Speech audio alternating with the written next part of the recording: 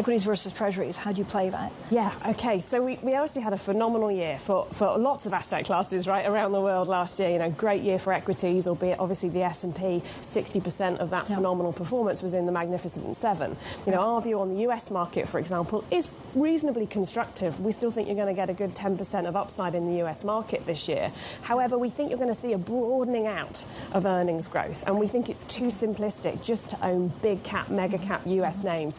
We think people have to either think about an equal weight S&P or thinking about, you know, the beneficiaries of things like AI beyond just the Magnificent Seven. So we like equities. In particular as well, I would say we think it's also important not just to own the US market. We think there's lots of opportunity in other places.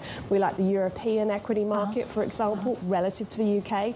UK's obviously got much more of a defensive tilt within its market, so we see some value in Europe because, again, expectations for growth is pretty low in Europe. So we do see an opportunity there, and we do like a number of emerging market equities as well. And what I would say is the big debate for us is China. So our equity strategist does see quite a bit of upside there. It's a phenomenally cheap market, and of course managers over the last few years have really cut back their allocation to China. So were that to change, then that could be quite a key market to watch over the course of this next year.